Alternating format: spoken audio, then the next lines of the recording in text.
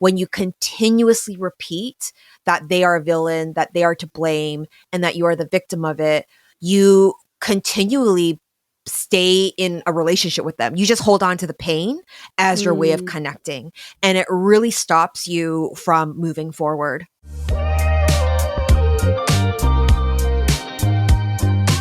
Welcome, Amy, to the Dating Intentionally podcast. I am so excited to talk to you. This is so surreal because I read your book while I was healing through my breakup, and now you're here in real time in front of me. This is wild. Yay. Thanks so much for having me here. Yeah. So before we jump into our conversation about moving on and breakups, I want to hear from you. This is a hinge prompt.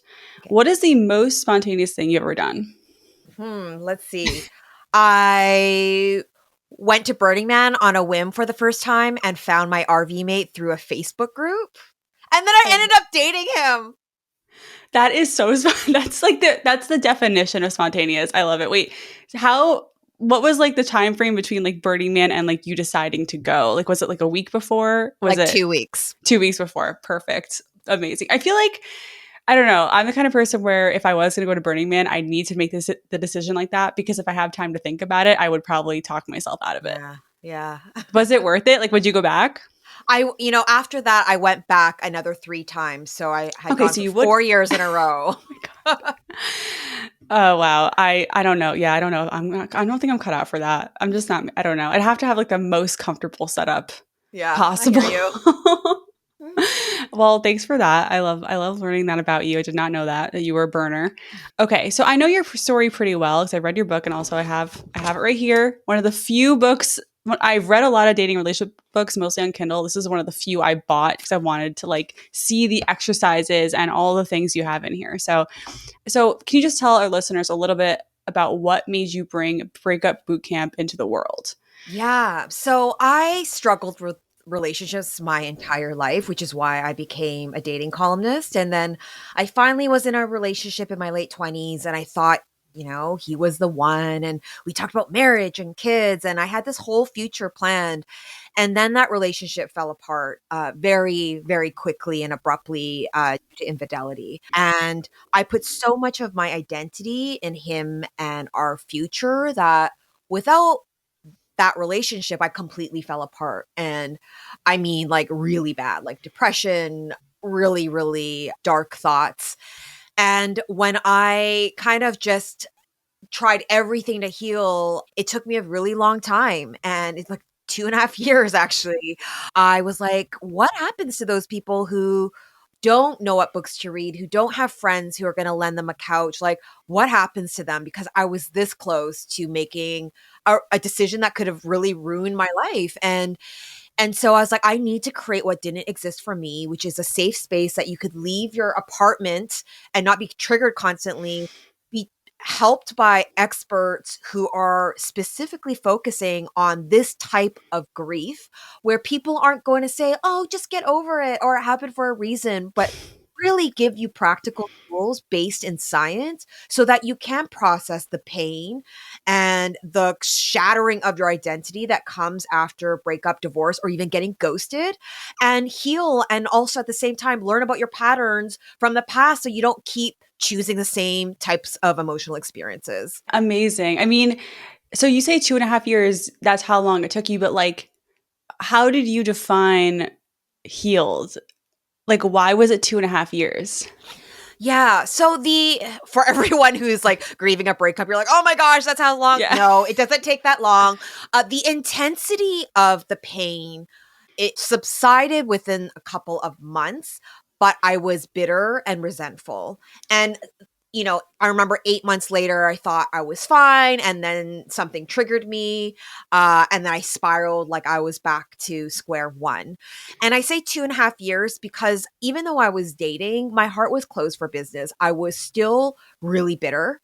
And it wasn't until I had this kind of key moment where I was like telling the story of my breakup and vilifying my ex to a friend. And he just said something that really jolted me and made me connect the dots. And he's just like, so Amy, is this story serving you? And it was, I think, the tipping point where all those things I had done to heal, finally there was a glue that connected the dots together. Mm-hmm. And I wrote him a letter that day, and it was one of forgiveness, of taking accountability of my part of the relationship and letting it Mm-hmm. go. And I didn't expect a response or anything. It was really a letter for myself. Oh, you And did send it. I did send it. Oh my God. Yeah. um, Ballsy. yeah. Yeah. And it's an exercise to this day we do at Breakup Bootcamp, but we burn the letter and we don't send them. Yeah, I was gonna say, I feel like I read that you're supposed to get rid of it in your book. So I was, you know what? We don't all always follow our advice, our best advice. Yeah. We That's iterated. crazy. Yeah, exactly. We got to iterate.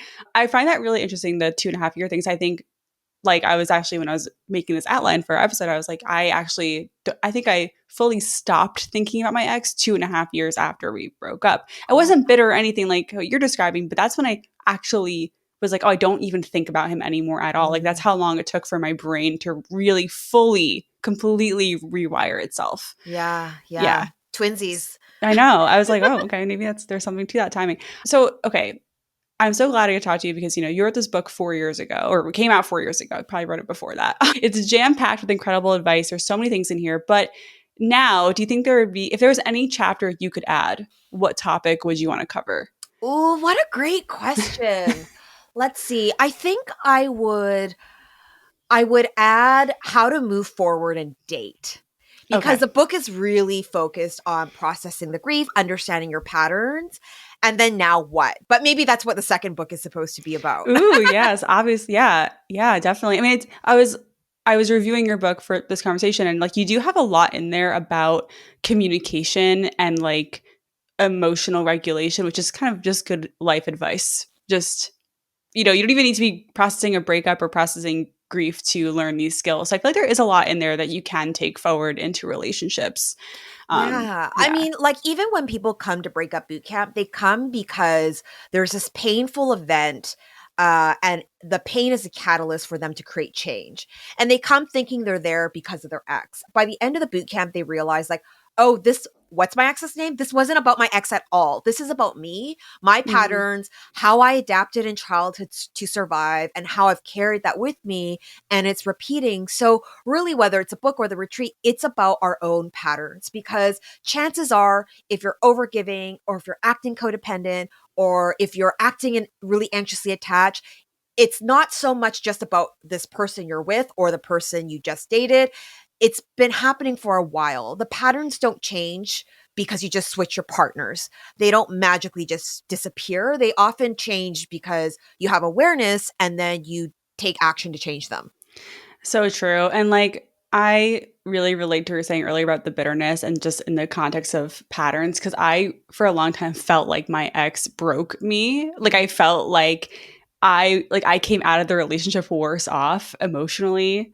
But you're right. It's like, no, all these things existed way before I met him. And it was good that they actually came to the surface so I could deal with them. Yeah.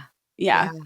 So if anyone's feeling bitter right now, like, I promise, like, I mean, I want to say, I think we guarantee it that it can change, like, I you think can we can transform. guarantee that you can completely change the trajectory of your life and your healing, but you have to make certain choices that are healthy for your future. Yeah. That's hard to do. Why Yeah. is it so hard to do? Because we're creatures of habit that are totally dominated by our emotions and dopamine. And, dopamine doesn't care if what you want is good for you. It just wants you to get more of what you desire. Yeah, that makes dopamine sound very scary, honestly. So I want to just share with you, like, I found your book on one of those lists of breakup books to read after a breakup.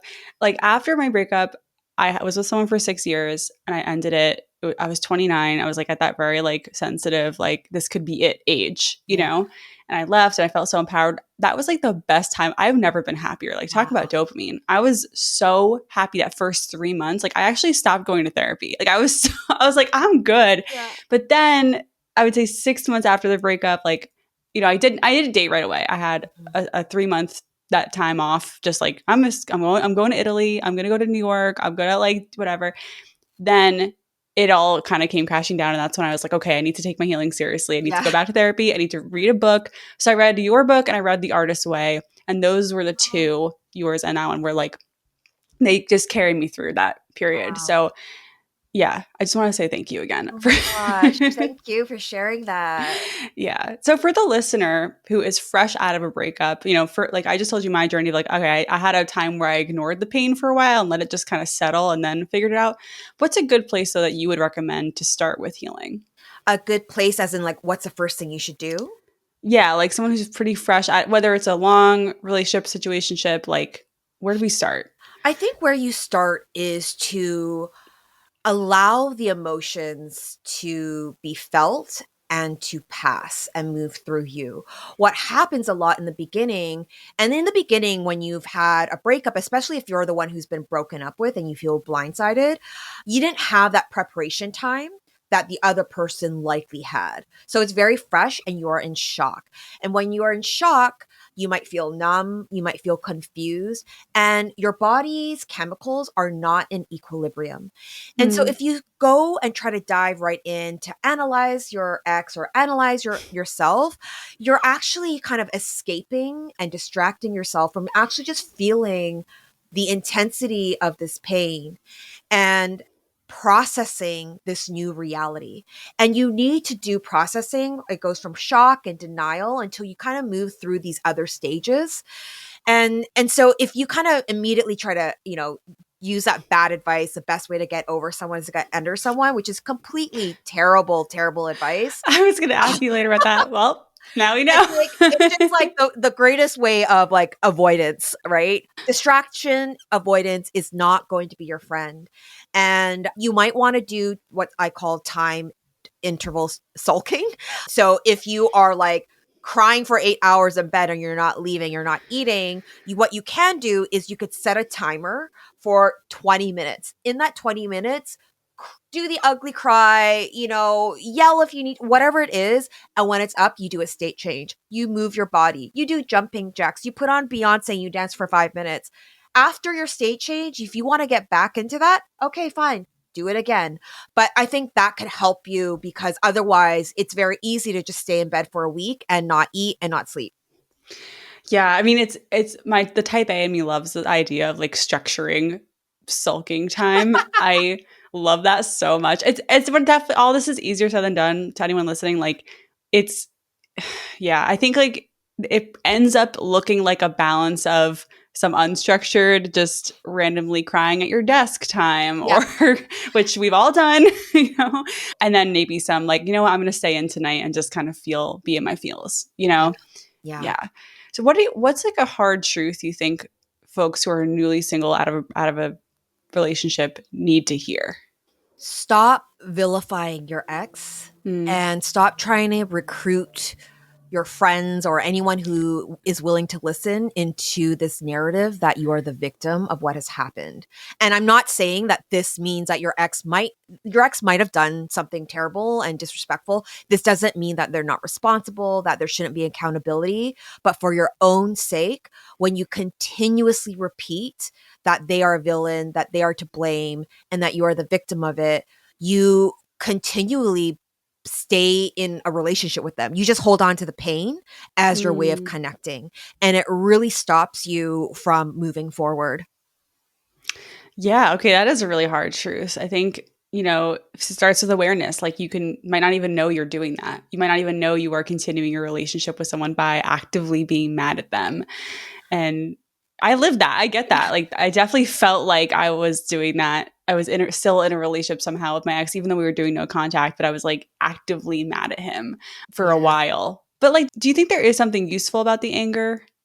For sure. Anger is a stage in the process of grief, and this has been, like, refuted scientifically. Like, are the stages of grief real? And you might skip through the stages, you might have multiple at the same time, but I think it's an important framework to understand that there are kind of key emotional states that you will experience most likely when you're processing the grief of a breakup, and anger is one of those stages.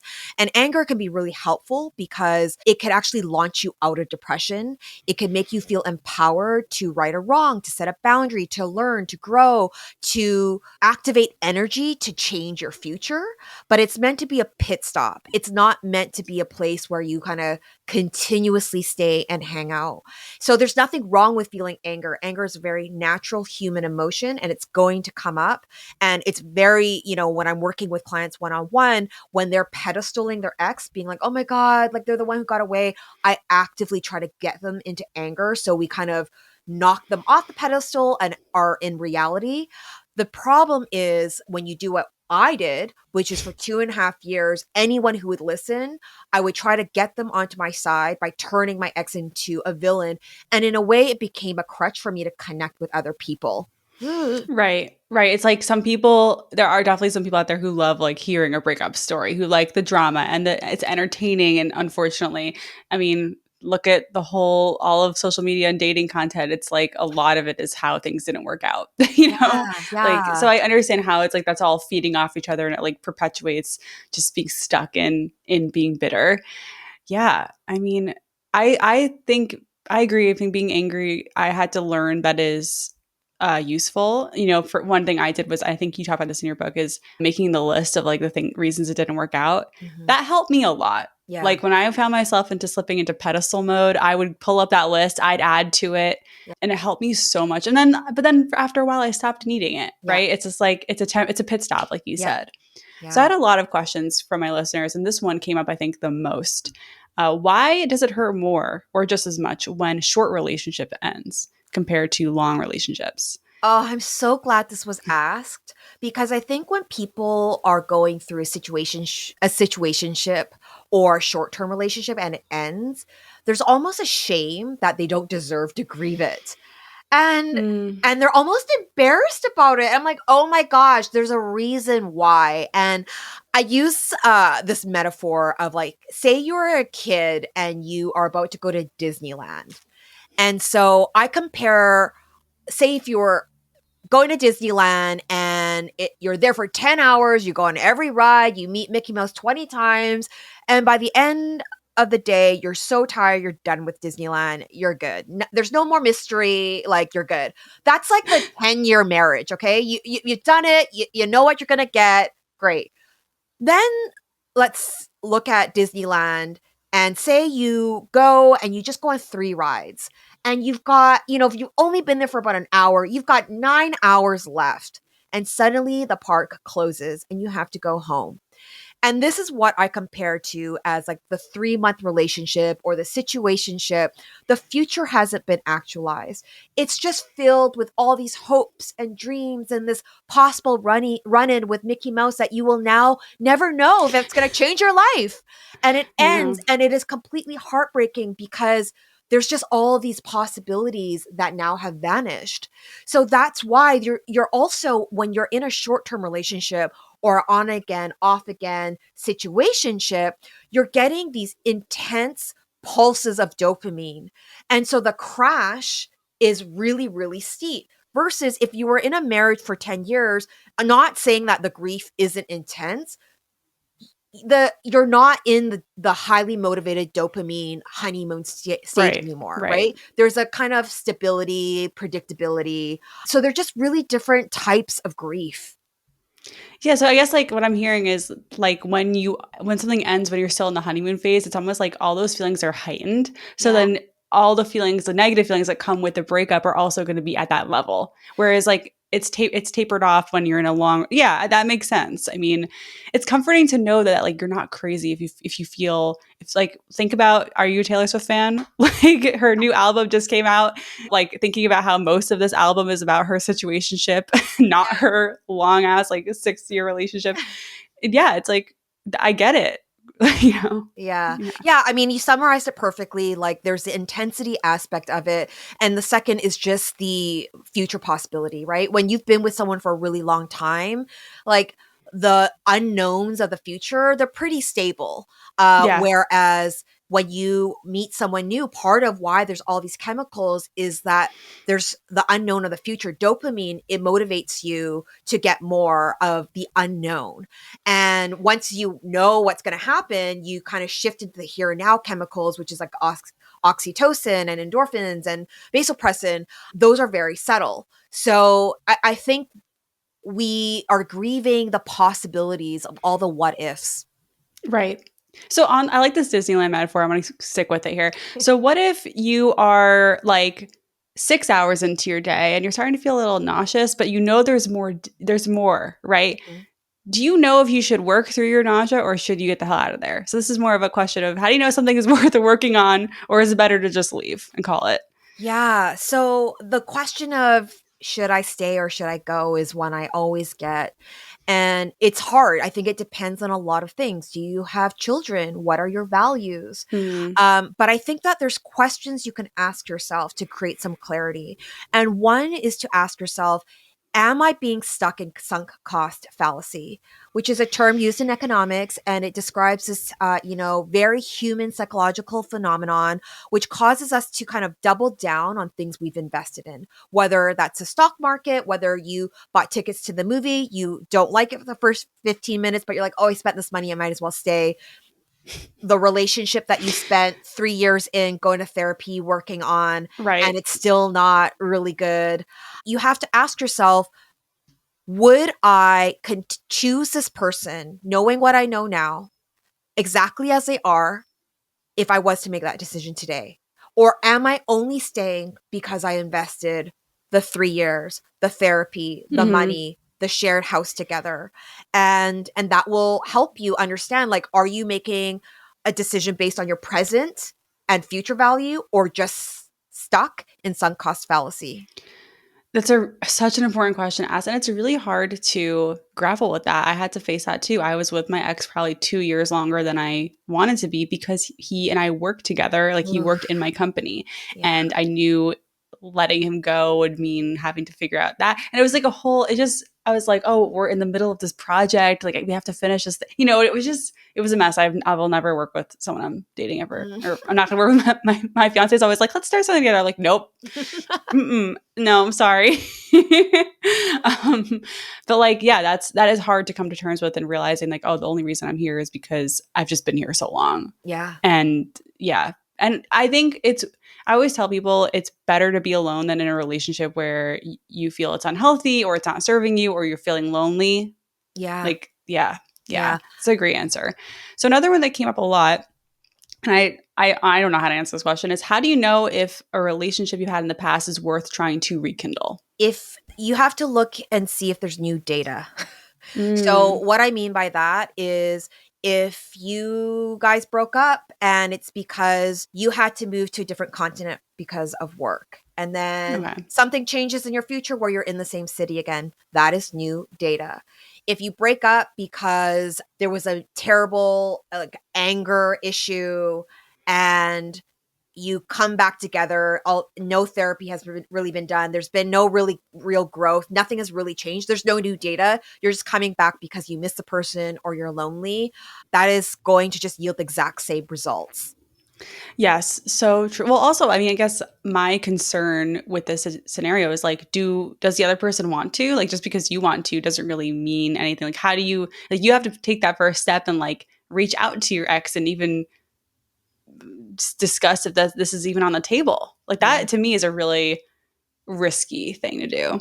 Yeah. Yeah. I don't know. And you two have to, both of you have to be mutually invested in doing the things that will make it work this time around. So, is that couples therapy? Is that like a check in process where you give it 3 months' time? And if you're not Mm, reaching certain relationship goals, you say, we try, it's not going to, we're not going to drag it out for 3 years. I love that because there definitely is this idea of like if you rekindle or if you try something again, like you're in it forever. But you don't have to be. You Yeah. can just try it on again and see if it fits. And if it doesn't fit, then you have to walk away again and it's gonna suck. But at least you won't be stuck again. Yeah. Yeah. Yeah. That's really good advice. I mean, I'm happy you answered because my first gut reaction is like just don't. But I think it can work. I mean, my parents, my mom and stepdad had a 3 month break, right? They like couldn't figure out their cohabitation situation and they broke up for 3 months. They got back together. They did therapy and they figured it out and now they're Yeah. married. So like it can work, but Mhm. it takes work. Yeah. Okay, so I definitely know your thoughts on this, but I think people need to hear it. What if I want to be friends with my ex, Amy? I just want to be friends with him. Oh, For those watching, don't if be you're a watching on sucker. YouTube, If If you you are watch, going to be friends with your ex, you are a sucker. Okay, you're getting the bad end of the deal, and and usually the person who wants to be friends is the one who did the breaking up because. Of course, they want the emotional connection. They want their best friend, but without any of the responsibility or the commitments of the parameter of the relationship. And the person who's been broken up with, they miss the person. Even if they don't admit it, there is some hope back in their subconscious mind that, if I just stick around, if it's fun again and light and playful, then maybe they'll change their mind. And all that's happening is you're strengthening those old neural pathways that are connected to your ex, and you're not allowing those neural pathways to prune away. So don't do it. yes, mic drop. Seriously, like I went back. I think I hung out with my ex 3 times over the course of like a year after our breakup, and every time was like a huge mistake. Yeah. Nothing happened. We just talked, but you're right. It's like it sent me into a spiral of whatever. Like all the new information I was getting about him, I didn't need to know that. It didn't help No. me at all. Hearing about his life and talking about rehashing things, it doesn't help anything. Another thing I realized, like I learned this recently, is like I actually don't. I think for me, I couldn't be friends with my ex because I don't think we were ever really friends. Mm, I think in our relationship, like we didn't have a strong friendship. yeah. And Yeah. I only know that because now in my relationship, I have a very strong friendship with my fiance. So like, it's really interesting to think about that. Like, were you ever even friends? Yeah. I mean, I'm friends with my ex, the one why like I started Breakup Bootcamp. It took about 5 years, but I would choose them as a friend. And there's some exes, like you said, like you don't have the values of a friend I would ever choose. I don't know why I Yep. even, but yeah, it took time. And I think a good litmus test is to know if you're ready is if they were to walk in the room with a new partner, would you feel happy for them? Would you feel emotionally neutral, right? If you're happy for them, that means there's love there, right? It might not be romantic love, but you're just happy for them. Right. And like, but if you're like triggered or you're upset or you're jealous, nah, there's emotional charge. Yeah, no. It's also just for me, it's like just keep the peace. You know, if you've moved on, you're in your healing journey. Maybe you're not completely there yet, but you've carved out more peace for yourself. Like, don't screw with that.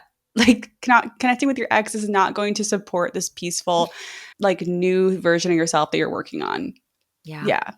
Okay. You mentioned this a little bit earlier about like how you don't agree with the advice of to get over someone, you should get under someone. But what about rebounds? Because how do you define a rebound? A rebound is I think there's two things. A rebound is you dating someone or hooking up with someone as a reaction to the breakup or the pain.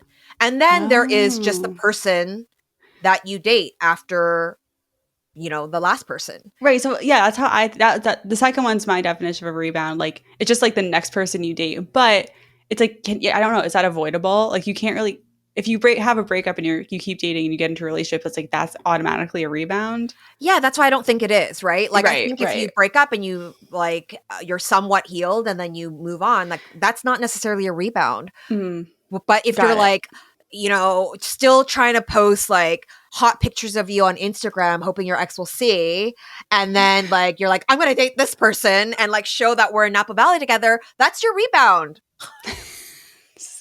Go to Napa Valley with the first random attractive person you find. Take that, ex. Yeah, right. Oh my gosh. Yeah, I mean, I think if someone is doing this, like I think it's okay, like have compassion for yourself. Like if this is part of your journey and you are rebounding, it's just like recognizing it for what it is. I guess I don't think they're always bad if you are aware that it's probably not going to help you. Yeah, I mean, look, I think what there's something that happens after your heart is grieving, whether it's you lost your dog or you're in a breakup. The grief opens up your heart, which is why it's not uncommon for people to actually get into relationships right like after a very grief ridden moment in your life, and you might meet someone. But I just think, be mindful if you're doing things to not process your emotions, because the emotions and the pain and the grief, they don't magically disappear. Time doesn't heal all wounds. It might reduce the intensity, but the patterns and the lessons that need to be extracted, they need to be looked at. Yeah. Yeah. And what do you think? Do you think you can look at them on your own in therapy? Like, what are some ways we can I th- examine these I think there's patterns? many different ways. I think therapy is one avenue. I think journaling and like you were saying, you read, I think was it The The Artist's artist way, Way, yeah. and like doing flow state journal writing, like seeing what are some common themes that are coming up. I think there's so many different types of modalities, and trying different ones to see what works for you is really important. Yeah. So you mentioned earlier about how distractions, like how certain ways of dealing with a breakup are really just distractions that help us avoid the feeling. But Mhm. like, what are some ways that we can inject some happiness back into our life, some dopamine back into our life that are not related to the breakup really or the ex? So it's like, I guess my question is, what are some of these things, and are they a distraction? Like, where is the line? So one of the best ways to heal and to stop ruminating about your ex is to actually pick up a hobby and learn something that you're not already good at doing. And what will happen is your brain will start making new neural connections. And then the better you get at it, there's a positive feedback loop. And so you kind of almost have to imagine like there's this like room in your brain for this one road, this rumination road, that if you're not using it for learning something new, it's going to continuously travel on this track of like the X and I should have done that and blah, blah, blah, blah. But now, if you're starting to learn guitar and you're just kind of struggling with it, but you're learning, it's like it almost knocks off this car that was like thinking about the X, and it starts to take up the room on this road. And so you're not forcing yourself to stop thinking about your ex. You naturally will stop thinking about your ex. I love that. And it's like there's so many things happening here. So you're learning a new skill, you're building your confidence in something that's new, you're rewriting these neural pathways, all these things are happening. Like yes, like picking up a new skill. I think it's hard though when you are in like kind of a depressed state to do that. So it's like that's hard, you It know. totally is. And Yeah. I work when I work with people one on one, even when they're down in the dumps, like this is like the one thing I make them do. It's like, okay, we're gonna just brainstorm what it could be. Okay, the second thing, you're gonna pick up the guitar. Okay, third thing, you're gonna do this thing. We kind of go step by step, and it's insane what a huge difference it makes through time. What did you practice this? Like did you learn something after your breakup? Or then No. like how to move on from a breakup? I just tried Yeah. no, like for me, like why do you think it took me so long? I didn't Yeah, know what yeah, I was yeah. doing. I was It's like, also it's yeah. so funny you mentioned guitar because I'm taking guitar classes right now. Oh my Not god, going through a fun. breakup, just felt like doing it. Yeah, it's fun. If you're gonna pick an activity, it is fun. It's a little tough on your Yeah. fingers, but it's really fun. So for the listener who is currently grieving a shorter relationship or situationship, what are some tips for trusting yourself after this? Because I think this is another hiccup a lot of daters face is like you have a bunch of experiences that don't work out. Is it me? Am I just choosing wrong? What am I doing? Like, how do I trust the next Mm. thing? Yeah, yeah. I get it, especially if you've had any betrayal. It can make you doubt everything about the relationship and about yourself. And so we are all intuitive beings. We just get disconnected from it. And you can start as something as simple as, and this is what my anxiety coach, Trish Burles, has taught our students, like doing an intuition walk, meaning you leave your phone at home and you just go out and you walk and you meander and you allow your body just kind of take you to wherever you want to go while noticing, like really being present and noticing, right? It's very different when you don't have music or a podcast, like just consciously being like, I'm going to walk and allow myself to go.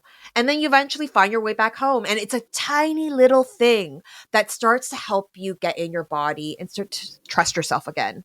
So that's one thing. I I think love this, that. I'm like thinking like, yeah. oh my God, without Google Maps, how will I? No, no, I think it's great. I think it's great. Get a little lost, you know? Yeah. And I think the second thing is getting really clear on what your values are. When you're clear that the guiding principles of your life are, say, for me, I know mine's honesty, it's generosity, it's loyalty, decisions become a lot easier to make because there's not all this gray area. So like when you know you want to be in integrity with your values, it means that you're in integrity not when it's convenient, but even when it's uncomfortable to do so, because you know it's right. It's your moral compass. So if you're not clear on your values and what you stand for, it's really easy to be like, should I do this and outsource your decision making?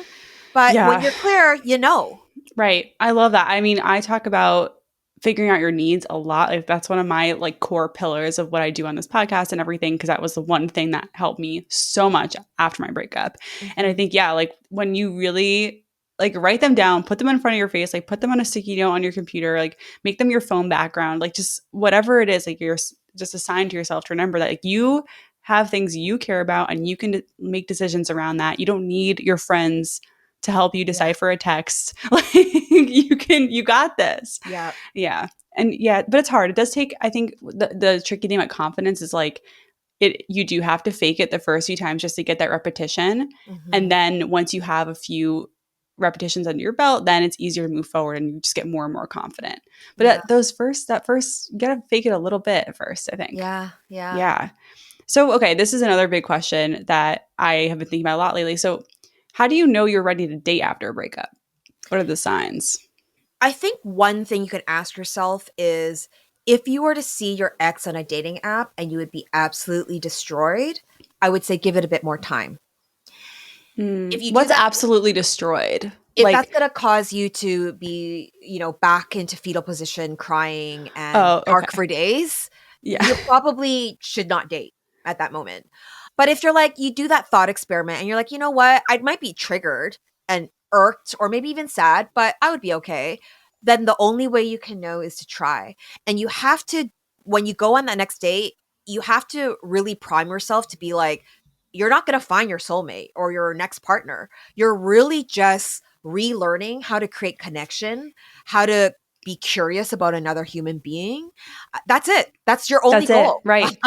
I love that. I love that you said that. I'm literally working on a solo episode about this right now and like just yeah, like in the first few dates after a breakup, you're not going to find you're probably not going to find your next partner or the next person you're going to see for a while. Like it's okay. It's okay to go on a first date just to have the first date and it goes nowhere. It's really Yeah. okay. People feel Yeah. bad about it. Like, oh my God, like I'm leading them on. Like, no, it's okay. It's really like a first date is a vibe check. It helps you again build that confidence that there are people out there. What was great in my experience is like, I knew logically that I would find people I'd connect with. I felt like I wouldn't, but Yeah. it was nice to prove that to myself. Like, oh, like I can flirt, I can have chemistry with someone else, I can be attracted to someone else. Like it's not just this one person I was with for Yeah. 6 years. Yeah. Yeah. Yeah. I love it. I mean, I think also the way to know you're ready to date is just like to go on one date and try it. And if it is really, if you're in fetal position at the end of the night, yeah, Yeah. maybe take a longer break. I remember my first date it was my first date with my ex, and it was like 2 weeks after the guy before him. Like Yeah. I haven't been single for very long in my life. Like I think I cried on the way home from that first date and called the guy before him. Like I should have known I was not ready to date. Right. Yeah. Yeah. So yeah, that's a good sign. What if I'm still thinking of my ex though? Is that okay? Like am I still okay to date if I'm still Of course you're thinking going to think about about your him? ex. Yeah. Like, there's no such thing as like you're suddenly 100% healed. Like, Yeah. it's just not going to happen. Oh And my like, God. You are so right about that though. Like I'm almost 2 years into my relationship and sometimes my triggers feel like a minefield. And it's like out of nowhere. Out of nowhere. I'm like, oh, I feel like triggered right now. Like what the hell?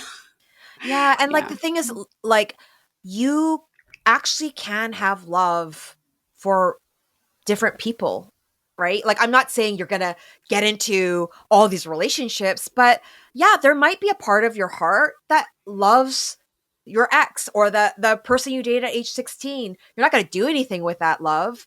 Maybe one of them turns into friendship. It doesn't mean it needs to be acted on, but all of these relationships, big or small, some of them are going to have meaning and they shape you. And I think that's absolutely beautiful. It's nothing to be ashamed of.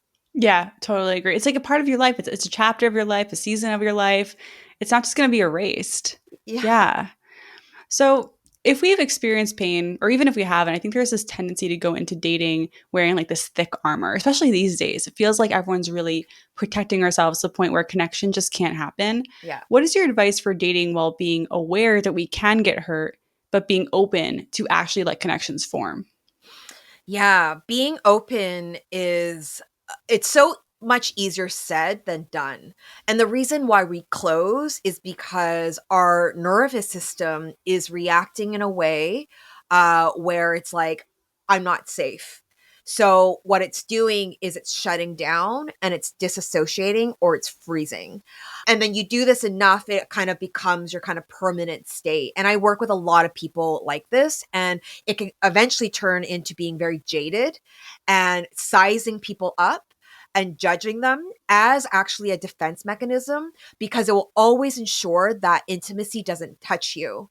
So I think you have to be aware of that. If you are bragging that you are picky, you're too picky, that's actually nothing to brag about. That means that there's something in you that is causing barriers so that connection doesn't happen because it's safer for you there. So how do you start? I think the very start is being curious is a muscle. It is. And you build it through time. And so whether it's dates, whether it is making eye contact with the barista at the coffee shop and asking a question, and maybe in the beginning you're like glazed over because you don't care. You practice it over and over and over again. And guess what? Eventually you become an interested human being that is curious. And that is attractive. Yes. Oh my God, I love that. That's such a good answer. And it's, again, like you said, it's easier said than done. I love the idea of starting from a place of, okay, if you're not curious at all, maybe you'd get bored, but it will come with time. And yeah, like, it's like, I always hear that advice, try to be interesting, be interested. And I agree. It makes you a better dater. It makes dating a lot more fun when you are playful and curious and just like trying to put on a show or just trying to figure out if they're like going to be your future husband. It's like people are a wealth of information and stories, and they, people can make you laugh, and it's like, I don't know, just, having that open, it's hard. I think that's part of the reason I had so much fun dating, is because I really just love talking to people, and I don't need there to be a point to that. I think that's a big key though, right? Like that is, in a sense, an abundance mindset. Like, but if you have a scarcity mindset, meaning, well, my clock is ticking, or I'm a New York lawyer, I don't have enough time, don't waste my time. Like, do you want babies? Like that is a scarcity mindset, and that comes across in your energy. I have one of our coaches, Nicole Boyar. The way I met her was because I had so many guy friends who were just in love with her. And I was like, who is this girl that every single guy is in love with? And I meet her and I realize, I'm like, oh, I get it. Nicole can go into a grocery store and she'll start talking to the person putting away the lemons, and this person, she's having a grand time all the time. She is genuinely curious about your story, because every human being has depth and layers. And because of that, it's so magnetic. You feel like you're seen and special when you are around her. And so that is a complete opposite energy of that. I don't have enough time. Don't waste my time. I you have to impress this plan in my head. Like, I have these boxes to check. And if you're not that, then don't. Like, that's gross. I agree. Oh my gosh. Okay. Well, with that, before we wrap up, one more question for you. What do you want to see more of in dating? I want to see more people investing in developing the skills to connect, to be able to sustain relationships, versus thinking that the problem is there's not enough leads. Yes. I would love that. And that's also like, we can't control the pool. You could just control how you're swimming in it, I guess. Yeah. Yes. 100%. And maybe you have a way we can do that? I do. Well, because to solve this issue, I'm launching the Dating Bootcamp, which is a multi-day retreat where I bring in a team of experts, from love addiction experts to attachment experts to even a dominatrix. And we teach people the skills of what is chemistry? What's the science behind creating chemistry? How do you do it? How do you cultivate connection? How do you flirt? How do you read emotional signals? How do you optimize your dating profile? All of these things. And then we also have a photographer who's going to help you with your profile. It's going to be super fun. So come to that. That's awesome. I'll put all the details for that in the show notes. And also, where else can we connect with you? Yeah, on Instagram at Miss Amy Chan, and my bootcamps, renewbootcamps.com. Love it. Well, thank you so much for sharing all of this incredible wisdom with us. I mean, this has been like your book, jam-packed with advice. So thank you again. This was so fun. Thank you.